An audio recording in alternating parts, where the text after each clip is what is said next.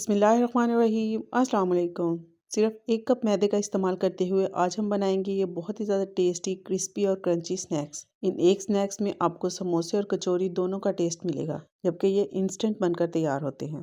तो चलिए बिना टाइम ज़ाय किए रेसिपी स्टार्ट करते हैं। इस रेसिपी को बनाने के लिए सबसे पहले हमें चाहिए 1 कप मैदा, 1 चाय का चम्मच इसमें नमक शामिल करेंगे और 1 खाने का चम्मच घी शामिल करेंगे। अगर आप पिघला हुआ घी इस्तेमाल करना चाह रहे हैं तो फिर आप 3 खाने के चम्मच डाल लें। 1 कप नीम गर्म पानी ले लेंगे और उसमें से थोड़ा थोड़ा पानी डालकर हम इसकी एक मीडियम सी डो बना लेंगे। डो को हमने बिल्कुल सॉफ्ट नहीं बनाना है, मीडियम टू हार्ड हमने इसकी डो बनाकर जो है वो तैयार करनी है। चम्मच से मिक्स करने के बाद हमने इसको हाथों की मदद से बहुत ही अच्छे तरीके से गूंद लेना है ताकि डो सॉफ्ट हो जाए। मैदे की बजाय अगर आप गंदम का आटा इस्तेमाल करना चाहते हैं तो वो भी आप इस्तेमाल कर सकते हैं, या दोनों चीज़ें आप हाफ हाफ क्वांटिटी में भी ले सकते हैं। डो को गूंदने के बाद हम तकरीबन 15 से 20 मिनट का रेस्ट देंगे ताकि ये थोड़ी सी सेट हो जाए। नेक्स्ट स्टेप में हम समोसा कचौरी की फिलिंग तैयार करेंगे। इसके लिए हम पैन में डालेंगे 1 खाने का चम्मच घी या फिर बटर। एक मीडियम साइज़ की प्याज बारीक कटी हुई इसमें शामिल कर देंगे और इसको हल्का सा सौते कर लेंगे। 1 से 2 मिनट के बाद हम इसमें बारीक कटा हुआ टमाटर शामिल करेंगे, 6 से 7 हरी मिर्चें शामिल करेंगे और इसको अच्छी तरह से मिक्स कर लेंगे। कुछ मसाले इसमें ऐड करेंगे। नमक 1 चाय का चम्मच, कुटी हुई सूरख मिर्च आधा खाने का चम्मच, गरम मसाला पाउडर आधा खाने का चम्मच, कसूरी मेथी आधा खाने का चम्मच, लहसुन और अदरक का पाउडर आधा चाय का चम्मच। लहसुन और अदरक के पाउडर की जगह आप पेस्ट भी इस्तेमाल कर सकते हैं। 1 से 2 मिनट के लिए हम इनको कुक कर लेंगे। इसके बाद हम इसमें उबले हुए आलू शामिल करेंगे। 2 मीडियम साइज़ के आलू मैंने बॉईल करके उनको मैश कर लिया है। थोड़ा सा बारीक कटा हुआ सब्ज़ लहसुन और थोड़ा सा हरा धनिया शामिल करेंगे। सब्ज़ लहसुन ऑप्शनल है, आप चाहें तो इसको स्किप भी कर सकते हैं। फिलिंग में आप उबला हुआ चिकन भी डाल सकते हैं और वेजिटेबल्स भी आप डाल सकते हैं। डिफरेंट वेरिएशंस करके आप अपनी पसंद की फिलिंग जो है वो तैयार कर सकते हैं। तो यहाँ पर हमारी फिलिंग जो है वो बिल्कुल रेडी है। इसको हम ठंडा होने देते हैं। डो को रेस्ट दिए हुए तकरीबन 20 मिनट गुजर चुके हैं। अब हम इसका एक बड़े साइज़ का पेड़ा बना लेंगे और इसको 8 से 10 हिस्सों में डिवाइड कर लेंगे। इससे पहले भी स्नैक्स की काफ़ी सारी रेसिपीज़ मैं आप लोगों के साथ शेयर कर चुकी हूँ। सारी की सारी रेसिपीज़ मेरे यूट्यूब चैनल पर मौजूद हैं, वो भी आप लोग ज़रूर देखिएगा।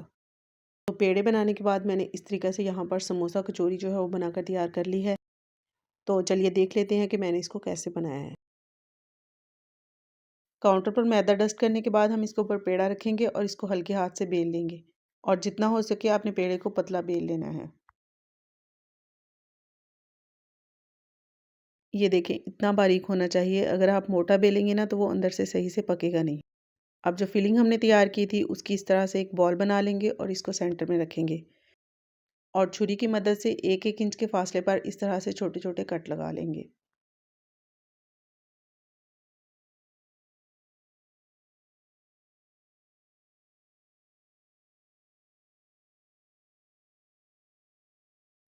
कट लगाने के बाद हम किनारों के ऊपर हल्का हल्का पानी लगाएंगे। इसके बाद हम एक एक स्ट्रिप इस तरीके से उठाते जाएंगे और इसको सेंटर में लगाते जाएंगे। इसी तरीके से फोल्ड करते हुए हम सारी फिलिंग को कवर कर लेंगे। इस स्टेज पर अगर आपको मेरी ये रेसिपी पसंद आ रही है तो जल्दी से वीडियो को लाइक कर दें, और अगर फर्स्ट टाइम चैनल को विजिट कर रहे हैं तो आप लोगों से रिक्वेस्ट है कि काइंडली चैनल को सब्सक्राइब ज़रूर कर लें ताकि इसी तरह की मज़े मज़े की रेसिपीज़ आप लोगों को मिलती रहें। तो इसी तरीके से हमने एक एक स्ट्रिप लेते हुए इसको फोल्ड कर लेना है। सेंटर से हम इसको हल्का सा प्रेस कर लेंगे ताकि फ्राई करते वक्त जो स्ट्रिप्स हैं वो खुले नहीं। तो यहाँ पर हमने सारी की सारी जो समोसा कचौरी है वो बनाकर तैयार कर ली है। अब हम इनको फ्राई कर लेते हैं। फ्राई करने के लिए हमने यहाँ पर ऑयल को मीडियम गर्म कर लेना है, क्योंकि अगर हम ज़्यादा गर्म ऑयल में फ्राई करेंगे तो वो ऊपर से जल जाएंगे और अंदर से कच्चे रह जाएंगे। तकरीबन 2 मिनट के लिए हम इसको एक साइड से कुक करेंगे। इसके बाद हम इसकी साइड चेंज कर देंगे। अपनी पसंद का गोल्डन कलर आने तक हम इसको मीडियम टू लो फ्लेम पर इसी तरह से फ्राई कर लेंगे। अच्छा, बेकरीज वगैरह से जो बहुत सारी क्रिस्पी लेयर्स वाली कचौरी मिलती है उसकी रेसिपी भी मैंने रिसेंटली आप लोगों के साथ शेयर की है। अगर आपको वो वाली कचौरी बनाना सीखनी है तो आप वो वीडियो ज़रूर देखिएगा। बहुत ही आसान तरीका मैंने आप लोगों के साथ शेयर किया है। तो यहाँ पर हमारी जो कचौरियाँ हैं वो बहुत ही अच्छे से फ्राई हो चुकी हैं, बहुत ज़बरदस्त सा गोल्डन कलर आ चुका है। बाकी की सारी कचौरियाँ जो है वो भी मैंने इसी तरीके से फ्राई कर ली हैं। बहुत ही ज़बरदस्त समोसा कचौरी जो है वो बनकर तैयार हुई है और बहुत ज़्यादा क्रिस्पी बनी है। समोसे पकौड़े तो आपने बहुत दफ़ा बनाए होंगे, लेकिन आपने एक दफ़ा इस रेसिपी को भी ज़रूर ट्राई करना है, क्योंकि ये मज़ेदार सी समोसा कचौरी आप चाय के साथ सर्व करें या रमज़ान में अफ्तारी के लिए बनाएं, सबको बेहद पसंद आएगी। मज़ेदार सी मेयोनीज़ सॉस के साथ इस क्रिस्पी क्रंची समोसा कचौरी की पहली बाइट ही आपको मज़ा करा देगी। रेसिपी पसंद आए तो इसको लाइक शेयर ज़रूर कर दीजिएगा और चैनल को भी सब्सक्राइब कर लीजिएगा। फिर मिलते हैं इंशाल्लाह बहुत जल्द एक नई रेसिपी के साथ। अल्लाह हाफ़िज़।